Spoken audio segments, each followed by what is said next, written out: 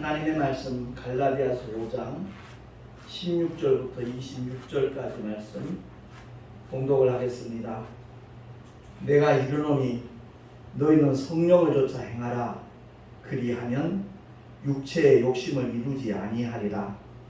육체의 소욕은 성령을 거스리고 성령의 소욕은 육체를 거스리나니 이 둘이 서로 대적하므로 너희의 원하는 것을 하지 못하게 하려 함이니라. 너희가 만일 성령의 인도하시는 바가 되면 율법 아래 있지 아니하리라. 육체의 일은 현저하니 곧 음행과 더러운 것과 호색과 우상숭배와 술수와 원수를 맺는 것과 분쟁과 시기와 분냄과 당 짓는 것과 불리함과 이단과 투기와 술취함과 방탕함과 또 그와 같은 것들이라. 전에 너에게 경계한 것 같이 경계하노니 이런 일을 하는 자들은 하나님의 나라를 유업으로 받지 못할 것이요 오직 성령의 열매는 사랑과 희락과 화평과 오래 참음과 자비와 양선과 충성과 온유와 절제니 이 같은 것을 금지할 법이 없느니라. 그리스도 예수의 사람들은 육체와 함께 그 정과 욕심을 십자가에 못 박았느니라. 만일 우리가 성령으로 살면 또한 성령으로 행할지니 헛된 영광을 구하여 서로 격동하고 서로 투기하지 말지니라. 아멘. 기도하겠습니다. 하나님 아버지, 오늘도 주의 생명의 말씀에 귀를 기울일 수 있는 복된 시간 주심을 감사합니다. 성령 하나님 깨닫게 하셔서 깨달은 대로 또한 결단하게 하시고 실행할 수 있는 힘과 은혜와 능력까지 주님 풍성하게 공급하여 주시옵소서. 성령을 좇아하는 하나님의 사람들이 많아지기를 소망하옵고 우리 구주 예수 그리스도 이름으로 감사하며 기도하옵나이다. 아멘. 하나님의 특별 계시 성경을 정말 바로 안다는 것은 대단한 축복이고 능력이라는 것을 우리가 느꼈으면 참 좋겠습니다. 예수님께서 세상 죄를 모두 처리하셨기 때문에 성령은 믿는 자에게 임하시게 되었습니다. 그래서 사도 베드로는 성령을 선물로 받으리니 라고 설교한 것을 우리가 사도행전에서 확인할 수가 있지요. 우리 모두가 다 믿음의 길을 걸어가면서 오늘날 성령의 시대에 살아가고 있으면서 성령과 무관한 삶을 살아가고 있다는 너무나 불행한 일이죠. 성령에 대해서 이론을 많이 갖고 있으면서도 삶 속에서는 전혀 상관없는 그런 삶을 산다라면 그보다 더 큰 저주는 없을 것이다. 이런 생각을 개인적으로 하게 됩니다. 사도 바울이 에베소서 5장 18절을 통해서 이렇게 선언하죠. 합독하겠습니다. 시작. 술 취하지 말라. 이는 방탕한 것이니 오직 성령의 충만을 받으라. 아멘. 오직 성령의 충만을 받으라라는 말씀을 전하기 전에 왜 대비했을까? 술 취하지 말라. 저도 예수 믿기 전에 술을 많이 마신 적이 있습니다. 저는 이상하게 독주를 좋아했었어요. 양주를 많이 마셨는데 그 양주를 마시는, 물론 그 당시에는 제가 부동산 사업할 때였습니다만은 잠을 자고 나도 머리가 아프거나 그런 게 없었기 때문에 양주를 많이 마셨는 편이었는데 취하게 되면 내 의지와 상관없이 몸이 움직이잖아요. 나는 분명히 똑바로 걷는다라고 걷는데 다른 사람이 볼 때는 술 취한 사람이라는 게 적나라하게 드러나죠. 비틀비틀. 그리고 또 말하는 것도 달라져요. 말수도 많아지고요. 그런 것을 보면 왜 술 취하지 말라에 대비해서 사도 바울이 오직 성령의 충만을 받으라 라고 선포했을까? 다름이 아니라 알코올 기운이 그 사람을 완전히 장악하듯이 성령의 감동, 감화, 역사하심에 완전히 장악되는 삶을 살라라는 그런 의미라는 것을 우리가 깨달아야 될 줄로 믿습니다. 한국교회 성령 운동하시는 분들 중에 어떤 잘못된 방향이 뭐냐면 성령을 물량으로 생각해요. 그래서 성령을 받고 또 받고 또 받고 계속 받아야 되는 것처럼 그렇게 가르치는 경우를 많이 보게 됩니다. 성령은 하나님의 거룩하신 영이십니다. 성령이 임하시고 난 다음에 믿는 자들의 자세가 어떠해야 되는가, 거기에 대해서 성경은 우리에게 말씀을 하고 있는 것이거든요. 성도들은 오직 성령 하나님을 순종해야 되는 그런 삶을 취할 때 성령께서는 우리를 통해서 놀라운 역사를 일으켜 주신다는 겁니다. 그러니까 성령의 충만함을 받으라라는 이 말은 성령께서 감동을 주실 때 100% 순종하는 그런 삶을 살라라는 그런 의미인 것입니다. 유튜브에 어느 성도가 이런 글을 올렸어요. 성령을 따르고 싶어요. 근데 성령님은 어디 계시죠? 너무 궁금하다는 거예요.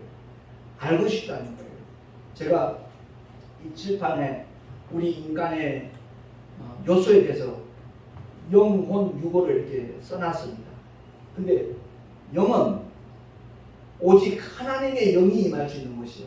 다른 말로 바꿔 말하면 하나님의 말씀, 복음이 들어올 수 있는 것이고 예수의 이름이 들어올 수 있는 것이고 또 바꿔 말하면 성령 하나님의 처소예요.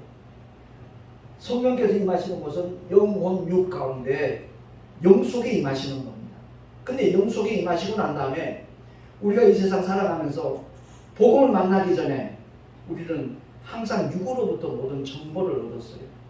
눈으로 보고 귀로 듣고 코로 냄새를 맡고 또한 이 감각으로 손이나 발 같은 것을 이 감각, 피부로 느끼고 이런 것들 중에서 모든 정보를 얻었습니다.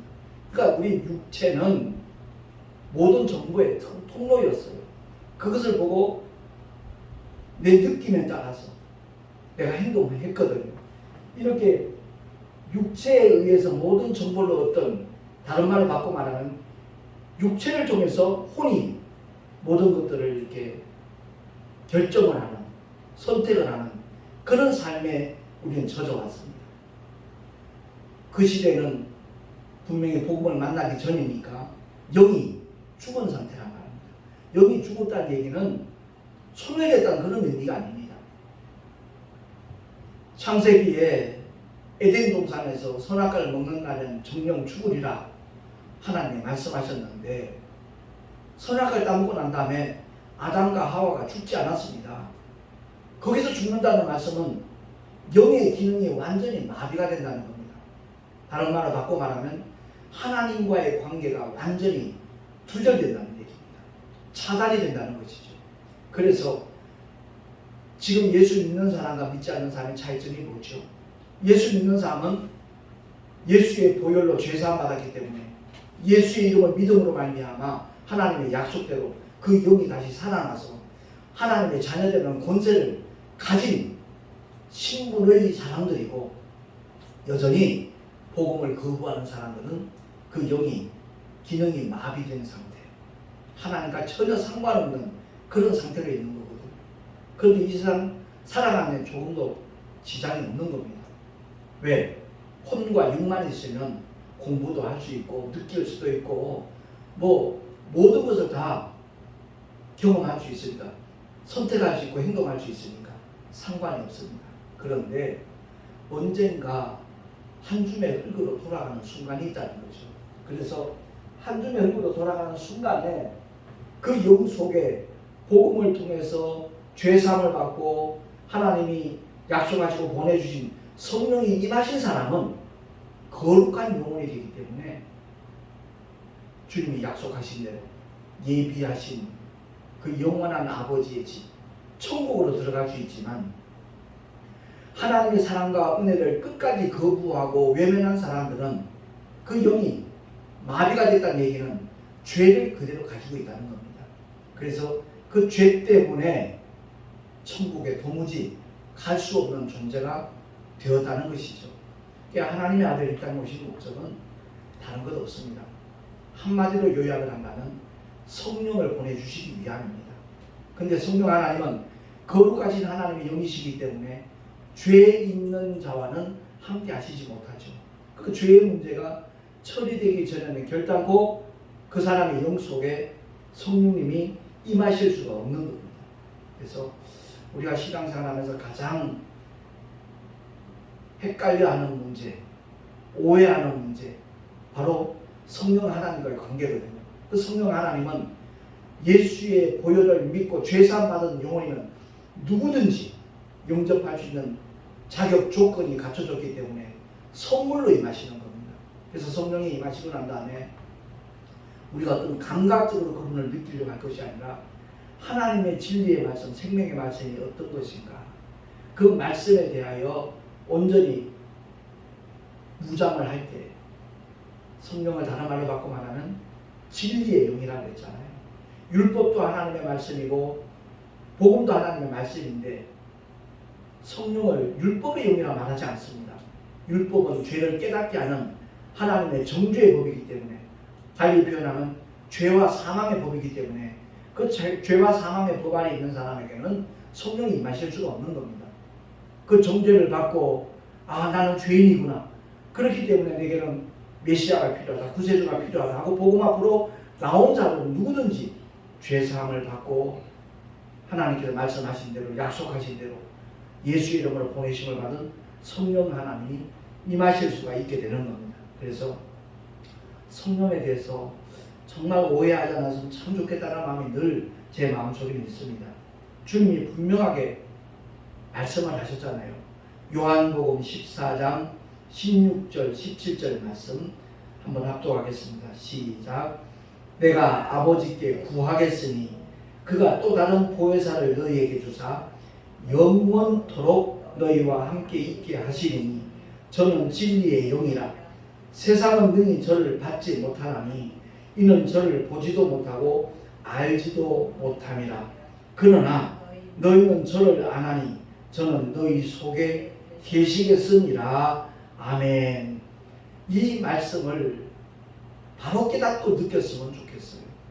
아까 유튜브에 그 궁금증을 고백했던 성도처럼 성령님이 어디 계시는지 몰라요. 분명히 주님은 말씀하셔요. 우리 속에 계신다고요. 제가 언젠가도 그런 말씀을 드린 적이 있잖아요.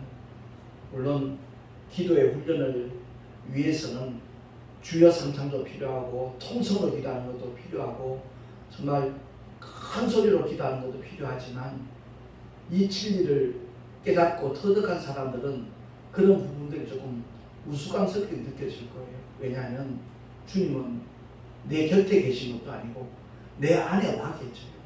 내 영 안에 계셔요. 언제나 어디서든지 그 주님과 교통할 수가 있어요.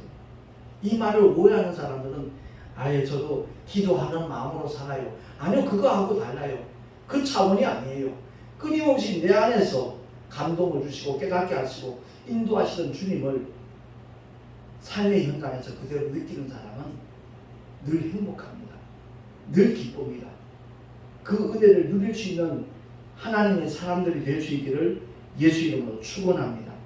그 성령 하나님은 죄 사함 받은 성도의 영이라면 어느 누구도 차별하지 않습니다. 성령님 내게로 오시옵소서 고백하는 순간 이미 성령 하나님은 그 사람의 영 속에 임하시고 계시다는 거죠. 근데 그것을 모르니까 사람들이 자기가 지금까지 행동해 왔던 대로 그 삶의 습관대로 움직이는 그런 경우가 많고, 교회를 다니더라도 그것이 하나의 어떤 종교적인 행위처럼 여기게 되니까 주님과의 어떤 인격적인 관계, 친밀한 관계가 경험되지 못하는 거예요. 그래서 사도 바울이 에베소 교회 성도들에게 4장 30절에 말씀합니다. 시작. 하나님의 성령을 근심하게 하지 말라. 아멘. 성령 안에 우리가 근심시킬 때가 너무 많아요. 분명히 주님이 읽어주신 말씀에 우리가 그대로 반응을 하면 되는데 그 반대쪽을 택할 때가 너무 많거든요. 아무것도 염려하지 말라고 했는데 일어나지도 않을 일까지도 미리 염려해요.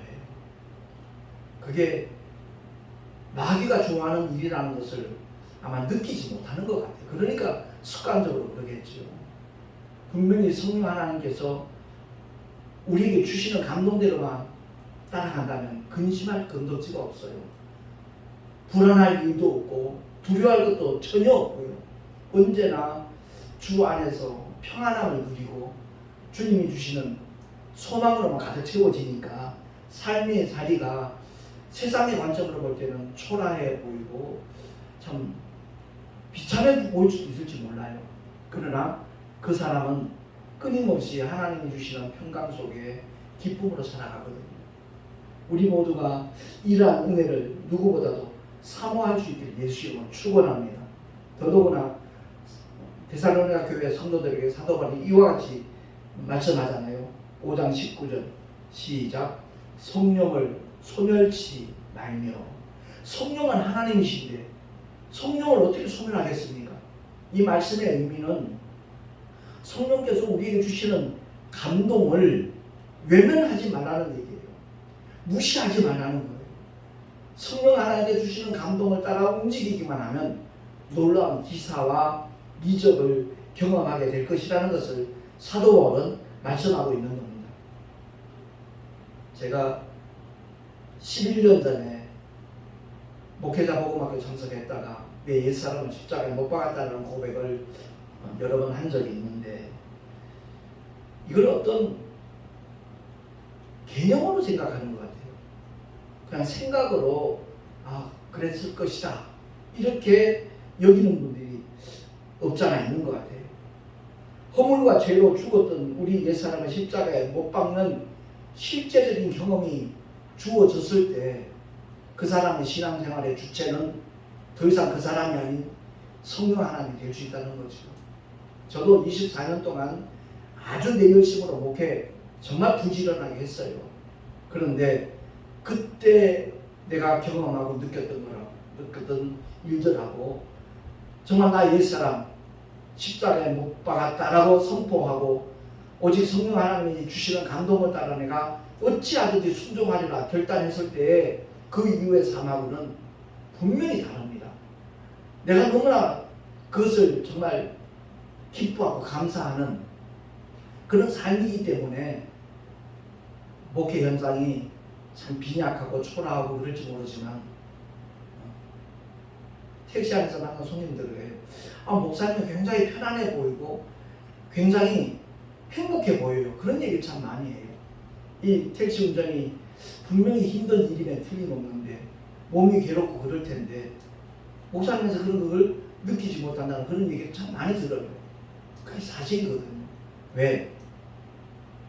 주님이 내 안에 계시기 때문에 그래요. 일일이 그것을 다 나열할 수 없지만 제가 어머니하고 통화할 때 그런 얘기를 해요. 참 삶의 현장에서 일마다 때마다 분분초초 하나님이 이렇게 동행하시고 함께 하시다는 그런 경험이 정말 얼마나 행복한지 모른다는 얘기를 하면 어머니도 맞장구를 치셔요. 늘 삶 속에 그런 일들을 보고 있으니까. 그렇습니다. 성령을 소멸치 말라는 말씀의 의미를 우리가 바로 알아야 돼요. 처음엔 둔감할 수 있죠. 근데 하나님의 말씀을 첫째 잘 알아야 돼요. 무장을 해야 돼요. 왜냐하면 성령의 검이 곧 하나님의 말씀이기 때문에 원수 마귀는 끊임없이 우리를 공략하거든요. 그것을 물리칠 수 있는 무기는 오직 한 가지밖에 없습니다. 성령의 검, 곧 하나님의 말씀을 가지라라고 하나님의 전신갑주에 대해서 설명할 때 사도 바울이 일러줬거든요. 그렇습니다. 하나님의 말씀으로 무장한다는 것, 끊임없이 성경을 보고 읽고 묵상하고 그리할 때 성령 하나님이 가장 기뻐하셔요.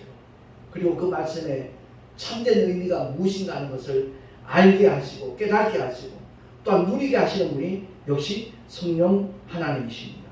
그래서 갈라디아서 5장 24절 말씀처럼 그리스도 예수의 사람들은 육체와 함께 그 정과 욕심을 십자가에 못 박았느니라 라고 사도 바울은 선언하고 있는 겁니다. 우리 한국 사람들은 인정에 참 약해요.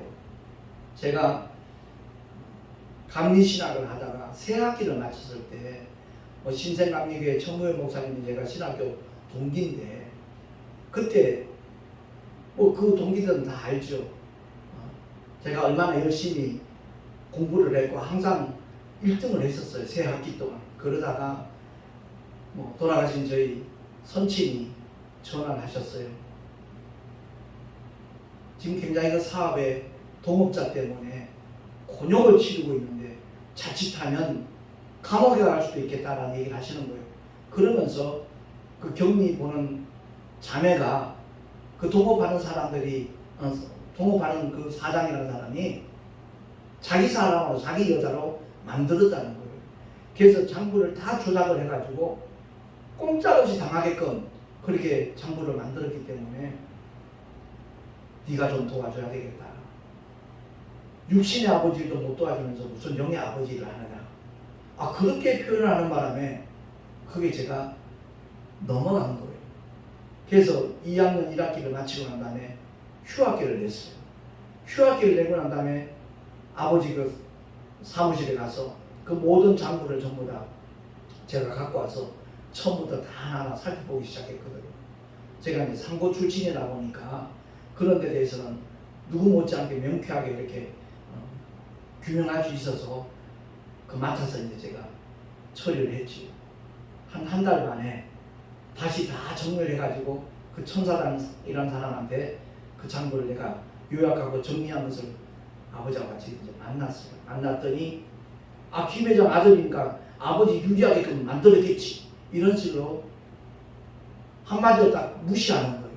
그래서 제가 정리한 이 내용을 그대로 회계사 사무실 가서 다시 맡겨가지고 확인하면 되지 않냐고. 그래가지고 제가 그 문제를 정말 깨끗하게 해결을 해줬더니 그 당시 우리 아버님이 철강업을 하고 계셨는데 폰이 중고차 한 대하고 1,000만 원을 이렇게 주는 거예요. 고맙다고. 그게 벌써 35년 전 얘기니까 적은 돈은 아니었죠. 그걸 주면서 복학을 하려면 1년을 기다려야 되니까 이것 가지고 그 신학 공부한다는 게 쉬운 일 아닐 텐데 돈도 필요할 테니까 한번 해보라고. 그래서 제가 한국일보, 조선일보, 동아일보 그 광고란을 보다가 부동산에 뜻이 있으신 분, 차가 있는 분 대환영, 이 광고를 보고 제가 찾아간 것이지만 결국은 한 7년간의 엉뚱한 삶을 사는 계기가 되었습니다만, 제가 이 말씀을 드리는 이유가 우리 한국 사람은 정에 약해요. 그 아버지를 도와주지 못하면서 어째 영의 일을 한다 그러냐, 그 말에 그만 제가 그만 넘어간 거죠. 그 원수마귀의 괴계는 언제나 우리가 수긍할 수밖에 없는 합리적인 그런 양상으로 다가온다는 것을 기억을 해야 될 것입니다. 그래서 그야말로 정과 욕심은 십자가에 못 박지 아니하면, 사도 바울은 이렇게 선언하잖아요. 그리스도 예수의 사람이 아니다. 근데 우리는 교회 열심히 다니는 다 그리스도 예수의 사람으로 간주를 하잖아요. 영적인 이 부분들에 대해서 우리는 세심해야 되고 민감해야 돼요. 상당히 민감한 반응을 보일 때마다 성령께서 기뻐하시고 더 깊은 은혜로 정말 아름다운 역사로 이끄신다는 것을 우리는 경험하게 될 것입니다. 그렇습니다. 우리 영 속에 와 계신 성령 하나님과 인격적인 관계, 아주 친밀한 교제가 끊임없이 반복되어지면 그야말로 육체의 소욕과는 전혀 무관한 그러한 길로 나갈 수 있다는 것을 성경은 말씀하고 있는 겁니다. 사도 바울이 선언하는 것이 성령을 쫓아 행하라. 그리하면 육체의 욕심을 이루지 아니하리라. 왜? 성령의 소욕과 육체의 소욕은 상반되기 때문에 성령을 쫓아가면 육체의 소욕, 육신의 욕심이 꿈틀거릴 이유가 없는 것이잖아요. 그렇습니다. 사도 바울이 그야말로 믿음의 사람들에게 늘 부탁하는 것은 성령의 인도하심을 따라 함께 기도하는 동역자가 필요했던 거예요. 그래서 에베소서 6장 18절 19절 말씀 한 번 더 합독을 하겠습니다. 시작. 모든 기도와 간구로 하되 무시로 성령 안에서 기도하고 이를 위하여 깨어 구하기를 항상 힘쓰며 여러 성도를 위하여 구하고 나를 위해 구할 것은 내게 말씀을 주사 나로 입을 벌려 복음의 비밀을 담대히 알리게 하옵소서 할 것이니라. 예, 아멘. 그렇습니다. 사도와 같은 정말 성령에 충만한 삶을 살아가는 하나님의 종도, 성도들이 부탁하는 것은 목회를 위한 중보기도, 복음 전파를 위한 중보기도 부탁을 하고 있거든요. 저도 택시 전도를 할 때 가장 정말 필요한 것이 중보기도입니다. 저희 어머니가 택시 그만두라는 얘기를 많이 했던 이유 중에 하나가 뉴스에 보면 그런 사건 사고들 있잖아요. 갑자기 강도로 돌변한다거나 아니면 취객 때문에 아주 곤혹을 치르는 그런 일들이 생길까봐 굉장히 좀 우려가 되니까 어머니가 그런 말씀을 많이 하셨는데, 저는 9년 동안 정말 택시 전도를 하면서 그런 봉변을 겪은 적이 없어요. 하나님께서 함께 하신다는 믿음의 증거를 분명하게 보여주는 거예요. 그동안 13만 명 가까이 만났는데 그 중에 한 5%? 3% 정도 제가 전해주는 전단지나 말씀 수책자를 안 받아갔지 대다수가 다 받아갔거든요. 그래서 성도들의 그 중보기도가 얼마나 귀한 것인가. 지금 이제 소천하고 와 계시지만 조용히 목사님이 그런 고백을 했어요. 내가 세계적인 부흥사로 일할 수 있었던 것은 바로 여의도 순복음교회 수많은 재직들이, 성도들이 정말 기도로 밀어줬기 때문에 가능했던 일이지, 그렇지 않으면 도저히 꿈도 꾸지 못했을 일이었다는 얘기를 고백을 한 적이 있어요. 제가 이제 순복음교단에 있었기 때문에 그 목사님 이제 목회자 세미나할 때 여러 차례 경험이 있기 때문에 이제 그런 말씀을 드립니다만은, 그래서 우리가 꼭 기억해야 될 것은 쉬지 말고 기도하라라는 성도를 향하신 하나님의 뜻, 이것은 어떤 종교 행위가 아니라는 것, 내 삶 속에 실제로 그것이 가능하다는 것을 우리 모두가 정말 깨닫고 경험을 했으면 참 좋겠다라는 그런 마음이 늘 제게는 있습니다. 성령을 쫓아 행하는 믿음의 사람이 많아질수록 한국교회 정말 실추된 어떤 이미지는 회복이 될 것이고 더 큰 하나님의 역사까지도 나타낼 수 있다는 것을 우리가 기억을 하고, 바울이 이렇게 결론적으로 하시는 말씀이 바로 그거잖아요. 만일 우리가 성령으로 살면 또한 성령으로 행할지니 라고 말씀합니다. 그러니까 믿음은 어떤 이론이나 관념이 아니라 액션이라는 거죠. 생활이라는 겁니다. 성령으로 행하라는 거예요. 수많은 믿음의 사람들이 참 거짓말 같은 가정들을 많이 하잖아요.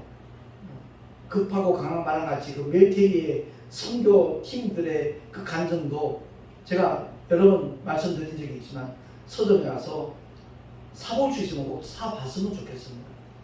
2000년 전에 역사하셨던 성령 하나님의 역사는 오늘날도 동일하게 믿음을 가지고 나아가기만 하면, 성령께서 감동 주시는 대로 나아가기만 하면 얼마든지 똑같은 하나님의 영광을 볼 수 있다는 것을 우리가 기대하고 끊임없이 성령과 함께하는 아름다운 승리의 삶을 살아갈 수 있기를 예수 이름으로 축원합니다. 기도하겠습니다.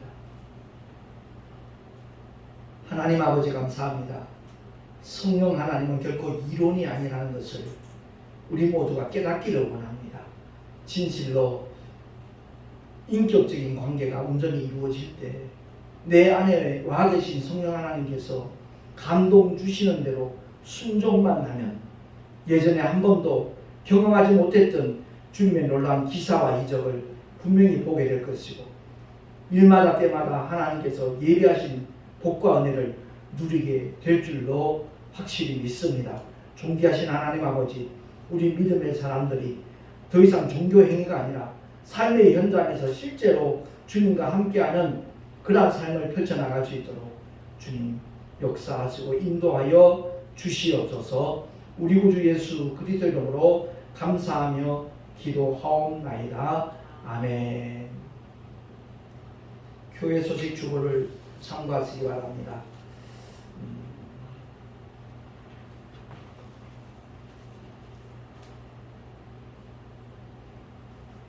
하나님을 바로 아는 것이 얼마나 중요하겠습니까? 근데 오직 하나님의 특별 계신 성경을 통해서 하나님을 제대로 알 수 있다는 것을 꼭 기억을 하고, 제 개인적인 생각은 그렇습니다.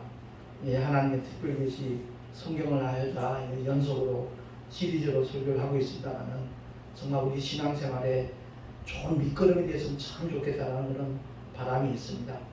교회 안에도 미신 있듯이 믿는 사람 굉장히 많이 있거든요. 말씀이 없는 신앙은 바로 미신입니다. 그렇기 때문에 끊임없이 하나님의 말씀으로 무장하는 그러한 자세를 취했으면 참 좋겠다는 생각입니다.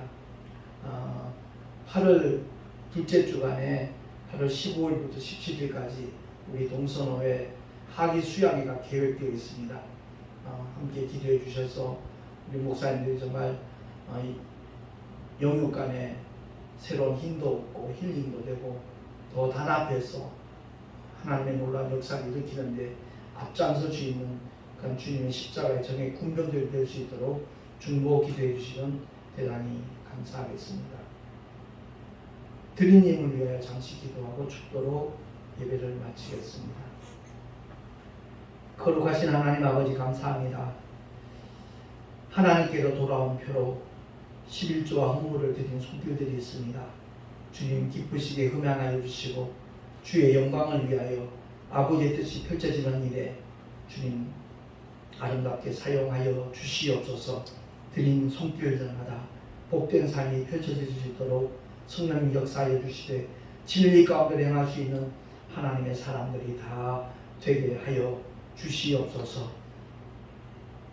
이제는 우리 구주 예수 그리스도의 크신 은혜와 하나님 아버지의 놀랍고 영원하신 사랑하심과 보혜사 성령 하나님의 내주교통 인도하심과 축복하심이 정령 성령 하나님과 인격적인 온전한 관계를 맺어가며 친밀한 교제를 펼쳐나가리라. 결단한 하나님의 사람들 머리 위에 그 가정과 자녀들과 경영하는 모든 일들 위에 또한 주께서 비록 앞쪽에 세우신 주님의 모든 교회들 위에 지금으로부터 영원토록 함께 있을지어다. 아멘.